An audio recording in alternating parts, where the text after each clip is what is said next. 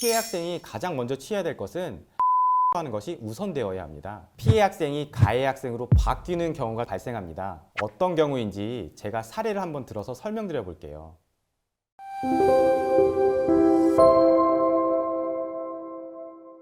안녕하세요. 학교폭력의 모든 것 학교로TV 장권수 변호사입니다. 사실 학교폭력으로 처벌되는 사례는 너무 많은데요. 이런 것까지 학교폭력으로 학폭위에서 처분을 받는다고 하실 정도로 정말 사소한 것까지 신고로 이어지는 경우가 정말 많습니다. 오늘 주제도 이런 것들 중에 하나인데 바로 뒷담화입니다. 특히 여학생들 사이에서 많이 발생하는 학폭인데요. 그래서 오늘은 뒷담화로 처벌받는 경우와 뒷담화 피해자임에도 불구하고 나중에는 가해자로 처벌받는 경우도 있는데 오늘 영상 꼭 참고해 보시면 좋을 것 같습니다. 본격적인 영상에 앞서 구독과 좋아요, 알림 설정 꼭 부탁드립니다.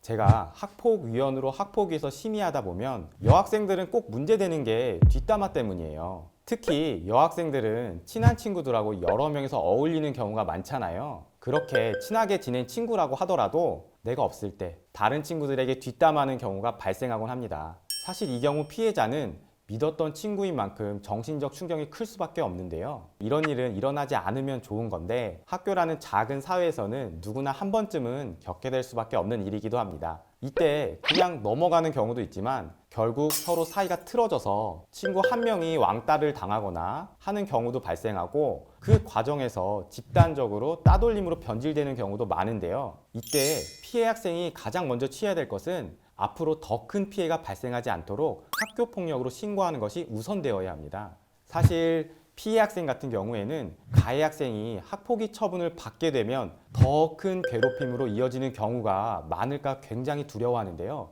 사실 신고로 가해 학생을 학폭위 처분을 받게 하면 더 큰 괴롭힘으로 이어지는 경우가 극히 드뭅니다. 그런데 안타깝게도 피해 학생이 가해 학생으로 바뀌는 경우가 종종 발생합니다. 자, 어떤 경우인지 제가 사례를 한번 들어서 설명드려 볼게요. A라는 학생하고 B라는 학생은 서로 친하고 매일 같이 어울리고 다니는 사이였는데요. 어느 날 B 학생이 다른 친구들한테 남자 문제로 A 학생을 욕을 하고 다닌 거예요. 자, 여기까지만 보면은 B 학생이 허위 사실을 유포했기 때문에 명예훼손과 더불어 학폭에 해당하는 가해를 한 거죠.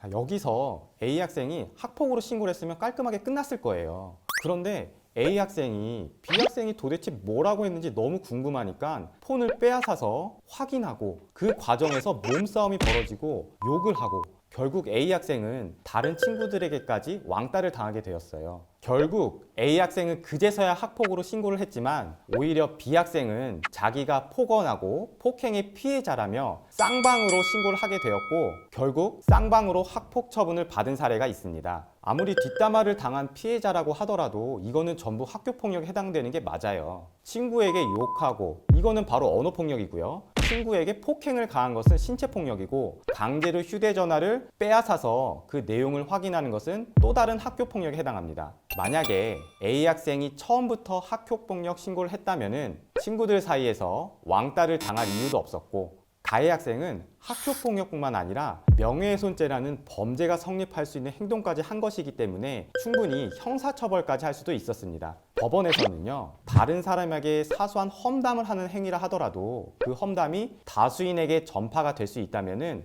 명예훼손죄가 성립될 수 있다고 하면서 험담한 사람에게 징역형을 선고한 사례가 굉장히 많은데요. 그래서 변호사 입장에서 제가 항상 강조드리는 것은 가해 학생이 더욱 가혹한 대가를 치를 수 있는 가장 효과적인 방법은 바로 학교폭력으로 신고해서 해결하는 게 가장 빠르고 효과적인 방법이라고 조언드립니다. 만약 여기서 학교폭력대책심의위원회에 신고하는 것만으로 나는 못 견디겠다 싶으면은 형사고소를 진행할 수도 있는 것입니다. 학폭과 형사는 전혀 별개라는 절차라는 것을 아셔야 하는데요. 즉, 학교에서의 징계는 학교폭력 신고를 통해서 해결해야 하는 것이고 형사처벌을 받게 하는 것은 형사고소로 해결하셔야 하는 것입니다. 보통 학생들 같은 경우에는 촉법소년이다 뭐 이런 거를 잘못 알아서 나는 형사처벌을 받지 않는다 라고 생각하는 경우가 많은데요. 그건 잘못된 거고요. 만 10세만 넘으면은 형사고소는 얼마든지 가능하고요. 형사처벌을 받을 가능성이 있습니다. 저는 가해 학생 측의 변호사도 해봤잖아요.